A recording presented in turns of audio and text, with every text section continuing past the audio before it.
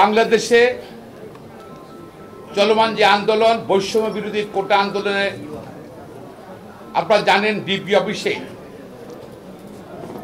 আটককৃত 6 জন সমন্বয়ককে নিরাপত্তার নামে আটকে রেখে জোর করে বিবৃতি প্রদান করা হচ্ছে, যা সম্পূর্ণ বেআইনি ও অবৈধ। কারণ ফৌজদারি কার্যবিধি বা পিএবি তে কোনো ব্যক্তিকে ডিবি অফিসে আটক করে রাখার কোনো বিধান নাই। আর কোনো ব্যক্তিকে 54 সেকশন 54 অ্যারেস্ট করলেও তাকে থানা নিতে হবে। বাংলাদেশের কোনো আইন নাই যেখানের মধ্যে এই ডিবি অফিসে গিয়ে আটকে রাখবে যে কোনো ব্যক্তিকে, সন্দেহজনক কোনো অপরাধ যদি তাকে গ্রেফতার করা হয়। এই ডিবি অফিসে অনেক খারাপ ইতিহাস আছে। নিশ্চয় আপনার মনে আছে ডিবি অফিসের ট্যাঙ্কের মধ্যে, পানির ট্যাঙ্কের মধ্যে একটা ছাত্রকে পাওয়া গেছিল মৃত অবস্থাতে। হ্যাঁ, রুবেল। এই ডিবি অফিসে এখন একটা রাজনৈতিক কর্মী বন্দীদের নির্যাতনের জন্য একটা কারখানা আনাগর হয়ে গেছে। তাছাড়া কোন ব্যক্তি যদি আটক থাকে আইনশৃঙ্খলা কাছে বা জেলে থাকে, সে যে কোনো চিঠি বা বিবৃতি দিতে হলে সে অফিসের দায়িত্বপ্রাপ্ত পুলিশ অফিসারের বা জেল অফিসারের কাউন্টার সাইন লাগে। এই যে বিবৃতি দেওয়া হলো, আমরা কোথাও শুনি নেই, কোথাও দেখি নেই যে আটক অবস্থায়, হ্যান্ডকাপ অবস্থায়, আটক অবস্থায় কোন আসামি বা কোন ব্যক্তি কি বলেছে না বলেছে সেটা কিন্তু বাইরে বলা যাবে না।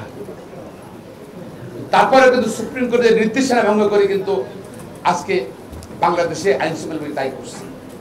প্রিয় বন্ধুগণ, বাংলাদেশে আজকে আইন শৃঙ্খলা বাহিনীর কোনো জবাবদিহিতা নাই। সে কারণে ডিবি অফিসে এই সমন্বয়কের ব্যাপারে বেআইনি আচরণ করছে। আর পুলিশের অধীনে নিরাপত্তা হেফাজতে নেওয়া প্রচলিত আইন ও সংবিধান পরিপন্থী। কেউ যদি নিরাপত্তা চায় তার বাসায় বা তার চলাফেরা নিরাপত্তা দিতে পারে। থানায় বা ডিবি অফিসে আটকে রেখে নিরাপত্তা দেওয়া, এটা বাংলাদেশে নাই, পৃথিবীর কোথাও শুনিও নেই আমরা। সুতরাং আমরা কোটা আন্দোলনের ডিবি অফিসে যারা আটককৃত, পাশাপাশি সারা বাংলাদেশে আটককৃত কোটা আন্দোলনের ছাত্র সমন্বয়ক তাদের মুক্তি দাবি করছি। প্রিয় সাংবাদিক বন্ধুগণ, কোটা আন্দোলন শান্তিপূর্ণভাবে চলছিল। হঠাৎ সরকারের 2-1 প্রভাবশালী মন্ত্রীর নির্দেশে সরকারি দলের সশস্ত্র সন্ত্রাসীরা আন্দোলনকারীর বিরুদ্ধে ঝাঁপিয়ে পড়ে। সারা দেশে সমস্যা ছড়িয়ে পড়ে। পত্র পত্রিকা, সোশ্যাল মিডিয়ায় দেখা যায় যে তাদের হাতে অত্যাধুনিক অস্ত্র ছিল। এটা কে না জানে? পত্রিকায় আসছে, টিভিতে আসছে, নাকি ফেসবুকে সামাজিক যোগাযোগ আসছে, কিন্তু আজ পর্যন্ত সরকার তাদের গ্রেফতার করা হয়নি বা চিহ্নিত করা হয়নি। তো একই দেশে আইন শৃঙ্খলা বাহিনী দ্বিমুখী নীতি, দ্বৈত নীতি অবলম্বন করছে। আর আইন শৃঙ্খলা বাহিনী আজকে তারা আইন শৃঙ্খলা নিয়ন্ত্রণের দায়িত্ব বাদ দিয়ে কোটা বিরোধী আন্দোলনকারী এবং রাজনৈতিক কর্মীদের গ্রেপ্তার, মিথ্যা হামলায় গ্রেপ্তার ব্যস্ত হয়ে পড়ছে। এই জন্য দেশের আইন শৃঙ্খলা দিন দিন অবনতি হচ্ছে। মাদক ব্যবসা কিন্তু ছড়িয়ে পড়ছে গ্রামে গ্রামে। এই জন্য দায়ী কিন্তু এই সরকার। প্রিয় সাংবাদিক বন্ধুগণ, পত্রপত্রের খবর অনুযায়ী কয়েক শত আন্দোলনকারী নিহত হয় এবং গুলিবিদ্ধ হয়ে প্রায় 580 শিশু সহ ব্যক্তির চোখ চিরতরে গুলির আঘাতে নষ্ট হয়ে যায়। আইনশৃঙ্খলা বাহিনীর এলবাদের গুলিতে বাসার বারান্দায়, বাসার ছাদে থাকা ছোট বাচ্চারাও কিন্তু নিহত হয়। কি অপরাধ করেছিল? 4 বছরের আহাত, যার চোখ দিয়ে গুলি ঢুকে মাথায় আটকে যায়। 3 বছরের রিয়া বাবার ছাদে খেলতে গিয়ে মাথায় গুলিবিদ্ধ হয়। 10 বছরের হোসাইন আন্দোলন দেখতে গিয়ে গুলিবিদ্ধ হয়। 11 বছরের স্বামী জানালা বন্ধ করতে গিয়ে গুলিবিদ্ধ হয়। 14 বছর তাহমিদ, 16 বছরের ইফাত এবং নাইমা তারাও গুলিবিদ্ধ হয়। কি অপরাধ করেছিল? নিষ্পাপ শিশুগুলো, সে শিশুগুলো তো কোনো মন্ত্রী হতে পারত, ছেলে মেয়েগুনা আবার হতে পারতো, আপনার হতে পারতো। কি অপরাধ করেছিল তারা বলেন? কেন তাদেরকে হত্যা করা হলো? তাদেরকে নির্বিচারে গুলি করা হলো। শুধু তারা নয়,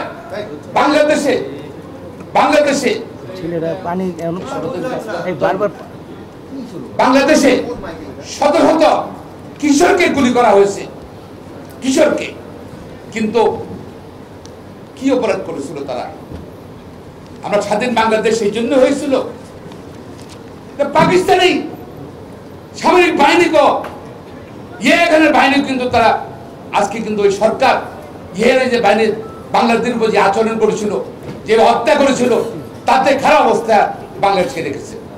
প্রিয় সাংবাদিক বন্ধুগণ, আজকে সারা দেশে হাজার হাজার আন্দোলনকারী আহত, অনেকে মৃত্যুর সাথে পাঞ্জা লড়ছে, অনেকের লাশ গুম করা হয়েছে। কেন গুম হবে? Unnatural death. আমরা আইনজীবীরা, আইনশৃঙ্খলা বাহিনীর সদস্যরা, সরকার জানা উচিত, না জানলেও বাংলাদেশে কোন ব্যক্তি আনন্যাচারাল ডেথ হলে, অস্বাভাবিক মৃত্যু হলে তার পোস্টমর্টম করতে হবে। কেন পোস্টমর্টম করা হয়নি? কারণ মৃতের সংখ্যা কমানোর জন্য। আরে পুলিশের লোক মারা গেছে।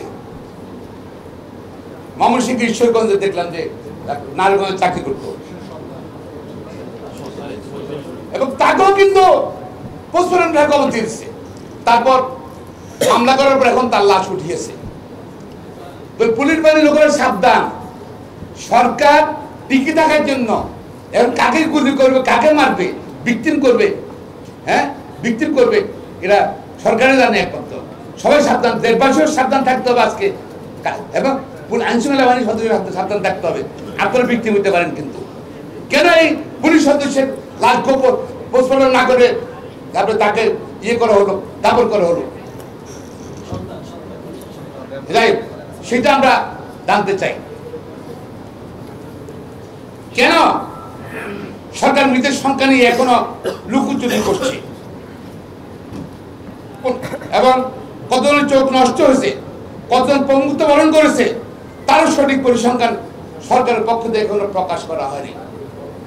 প্রিয় সাংবাদিক বন্ধুগণ, পত্র পত্রিকা এসেছে প্রায় 300 নাকি না, পত্র পত্রিকা এসেছে, কিন্তু সরকারের পক্ষ থেকে জানানো হচ্ছে 140, 267, আর সরকারের পক্ষ থেকে জানানো হচ্ছে 140। এখন পুরো হিসাব থাকবে। আরে মানুষ মনে যাচ্ছে, সরকার কাছে আনন্যাচারাল ডেথ, আইনশৃঙ্খলা বাহিনীর গুলিতে মারা যাচ্ছে, সরকার কাছে হিসাব নাই। সরকার আছে বস্তু করি, এই সরকার থাকলে তো এটা বলতে পারে না। দায়িত্বহীন বক্তব্য ছাড়া কিছু বলে মনে করি না। প্রিয় সাংবাদিক বন্ধুগণ, মরদেহ, প্রত্যেকটা মরদেহের তদন্তে যে চাইনিজ রাইফেল ও সরকারের গুলিগুলো পাওয়া গেছে, মনে আছে সময় অনেক গুলি থেকে বের করেছে, সেই গুলিগুনের দেশের আইনশৃঙ্খলা বাহিনী ব্যবহার করে সারা বাংলাদেশে। ওই গুলিগুনা যেগুলো বাইরে যে মরদেহ থেকে, যেগুলা যারা আহত তাদের শরীর থেকে বের হয়েছে, এগুলা সবই কিন্তু আইনশৃঙ্খলা বাহিনীর এর চাইনিজ সাহেবের লোক শর্টগানের গুলি এগুলো পাওয়া গেছে, দেশে আইনশৃঙ্খলা বাহিনী ব্যবহার করে কমন। এইসব গুলি প্রমাণ করে সরকারের নির্দেশে আইনশৃঙ্খলা বাহিনী, রক্ষাকারী বাহিনী নিরীহ ছাত্রী ও আন্দোলনকারীর উপর গুলি করেছে। পুলিশ কর্তৃক দায়েরকৃত কিন্তু প্রায় সকল এজাহারেই কোটা আন্দোলনকারী মারা গেছে, নিহত হয়েছে, সেটা কোনো উল্লেখ নাই। এমনকি রংপুরের সাইদের মামলা সেখানে মধ্যে আবু সাইদ কে না দেখেছে আবু সাইদ দাঁড়িয়ে চলে হাত তুলে বীরের মতন শান্তভাবে তাকে গুলি করেছে। সেই বন্ধটা সেখানে বলেছে না এটা ওই আইনশৃঙ্খলার আন্দোলন ছাত্রদের আন্দোলনের পরিপ্রেক্ষিতে মারা গেছে। দেখেন কত মিথ্যাচার করবেন জাতির নিকট। পাকিস্তানিরা করতে বিচ্ছারা স্বাধীনতা সংগ্রামের সময় পাকিস্তান হানাদার বাহিনীও তাদের রেডিও পাকিস্তানে এসে মিথ্যাচার করতো, লাভ নেই যে বাংলাদেশ কিন্তু স্বাধীন হয়ে গেছে, যুদ্ধ হয়েছে। পুলিশ কর্তৃক দায়িত্ব সকলে দায়িত্ব, অথচ কোন প্রকার প্রমাণ ছাড়া বিনা ওয়ারেন্টে হাজার হাজার ছাত্র রাজনৈতিক দলের নেতা কর্মীদেরকে গণহারে গ্রেপ্তার করে এইসব নাম্বার আসামি করা হচ্ছে। এমনকি সুপ্রিম কোর্ট বারের সাবেক সভাপতি সিনিয়র আইনজীবী মনির হোসেন সাহেবের বাসা পর্যন্ত গতকাল পুলিশ গিয়ে তাকে খোঁজে এবং তাকে পরবর্তী পর্যায়ে তার মর্যাদা ডেথ সার্টিফিকেট দেওয়া হবে।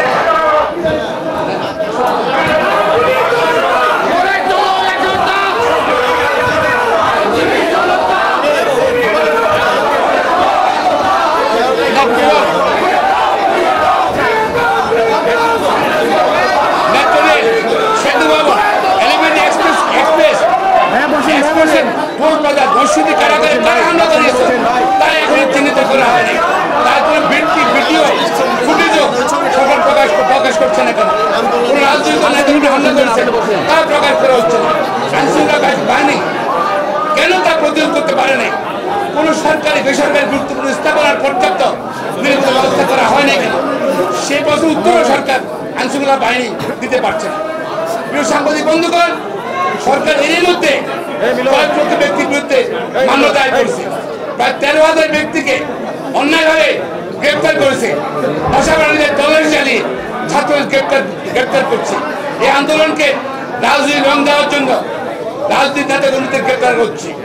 প্রিয় সাংবাদিক বন্ধুগণ, বিচারপতি আব্দুল মতিন ও মানবাধিকার কর্মী সুলতানা কামাল নেতৃত্ব গঠিত গণ তদন্ত কমিশনের আমরা সমর্থন জানাচ্ছি এবং এই কমিশনকে সহযোগিতা করার জন্য আইনজীবী সহ সকল দেশের নাগরিকদের প্রতি আহ্বান জানাচ্ছি।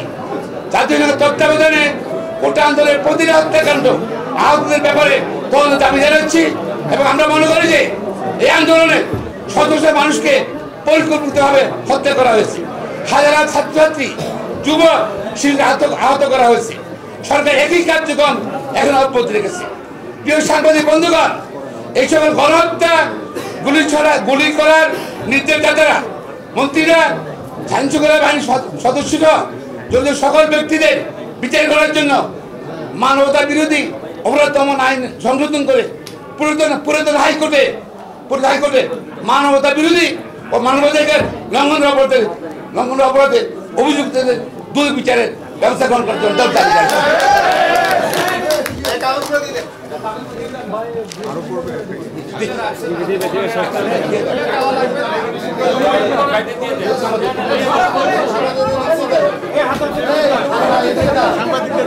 বৈষম্য বিরোধী আন্দোলন নিহতদের ন্যায় বিচার নিশ্চিতকরণ, আহত কারাবন্দী মিথ্যা হামলা জড়িতদেরকে সম্পূর্ণ ঘৃণা করেছে। আইনগত সহায়তা দেওয়ার জন্য সুপ্রিম কোর্ট আমাদের আইনজীবীদের প্রস্তুত আছে এবং সাধারণ আইনজীবীদেরকে অনুরোধ করবো তারা যেন এদেরকে আইনগত সহায়তা দেন। বিনা খরচে আমরা আইনগত সহায়তা দেবো, সুপ্রিম কোর্টে দেবো, সারা বাংলাদেশ। প্রিয় সাংবাদিক বন্ধুগণ, আমরা দ্রুত কার্যকর প্রত্যাহার, সশস্ত্র বাহিনী, বিজিবি সহ সকল বিশেষ বাহিনী প্রত্যাহার, ইন্টারনেট পুরোপুরি চালু করা, গণমাধ্যমগুলো সরকারি হস্তক্ষেপ বন্ধের দাবি জানাচ্ছি। গ্রেপ্তারকৃত আইনজীবী, বিএনপি সহ সকল বিরোধী দলের নেতা কর্মী, শিক্ষার্থীদের বিরুদ্ধে, ছাত্র আন্দোলনের বিরুদ্ধে যত মিথ্যা হামলা হয়েছে তা প্রত্যাহার ও তাদের বিরুদ্ধে তাদের মুক্তি দাবি করছি এবং দালাভাবে নির্মাণ বন্ধ করতে হবে। দেশের সকল স্কুল, কলেজ, মাদ্রাসা, প্রাথমিক বিদ্যালয়, বিশ্ববিদ্যালয় খুলিতে ছাত্রদের শিক্ষার সুযোগ করে দেওয়ার দাবি জানাচ্ছি। লক্ষ লক্ষ জীবনের বিনিময়ে রক্তের বিনিময়ে অর্জিত এই বাংলাদেশে রক্তের হোলি খেলা বন্ধ করার জন্য সরকার নিকট দাবি জানাচ্ছি। সর্বশেষে আমরা মাননীয় প্রধান বিচারপতির নিকট দৃষ্টি আকর্ষণ করছি এবং মাননীয় প্রধানমন্ত্রী একটা বক্তব্য আছে, এবার তাদের গতবার ছাড়বে, কারোর ছাড় দেওয়া হবে না মামলা মোকদ্দমায়। তারপর থেকে যেন প্রত্যেক কোর্ট কাছারিতে সাধারণ মিথ্যা হামলার আসামিরা কিন্তু যারা আসামি করা হচ্ছে তারা কিন্তু ন্যায় বিচার পাচ্ছে না এবং বিনা কারণে বেআইনি হবে গ্রেপ্তার করা হচ্ছে পুলিশ আইন শৃঙ্খলা বাহিনী, তার রিমান্ডে না হচ্ছে। রিমান্ড বন্ধ করতে হবে আমাদের প্রধান বিচারপতি, আপনি দৃষ্টি আকর্ষণ করছি এবং আমাদের ব্রাশ কেসের গাইডলাইন অনুযায়ী আইন সম্মান না হলে সেই রিমান্ড দেওয়ার জন্য সারা দেশের ম্যাজিস্ট্রেটদেরকে এবং এদেরকে নির্দেশ দেওয়ার জন্য আপনি অনুরোধ জানাচ্ছি। আর হাইকোর্টে আমরা এনবিসি গিয়েছিলাম, আমি নিজেও গিয়েছিলাম। আমাদের মাননীয় বিচারপতিরা বলছেন যে এখন তো সিচুয়েশনের কারণে এখন আমরা নেব না আইনজীবী, আমরা বিশ্বাস করতে পারি না। দেখেন সর্বোচ্চ আদালতে পরিস্থিতির কারণে কোনো মামলা নেবেন না, বিচার করবেন না। এটা আমি মনে করি এটা বিচারকের জন্য একটা অত্যন্ত খারাপ নজির হবে। মাননীয় প্রধান বিচারপতি, আপনি দয়া করে আপনি দৃষ্টি আকর্ষণ করছি, এই মিথ্যামূলক সারা বাংলাদেশে যারা মামলায় অভিযুক্ত হয়েছে তাদের অগ্রিম জামিন পায়, অগ্রিম জামিন পায়, ওদের অগ্রিম জামিন শুনে যেন অগ্রিম জামিনের আবেদন শুনে সেই ব্যবস্থা গ্রহণ করার জন্য অনুরোধ জানাচ্ছি। পাশাপাশি এবং সারা বাংলাদেশে মিথ্যামূলক যারা জেলে আছে তারা যেন ন্যায় বিচার পায় তাও নিশ্চিত করার জন্য আপনি দৃষ্টি আকর্ষণ করছি এবং সর্বশেষ বলতে চাই, জীবন না সম্পদ, জীবন মানুষকে বাঁচাতে হবে, জীবনকে বাঁচাতে হবে এবং এই সরকারের বদল পর্যন্ত আইনজীবীরা ছাত্র দেশবাসী আন্দোলন চালিয়ে যাবেন।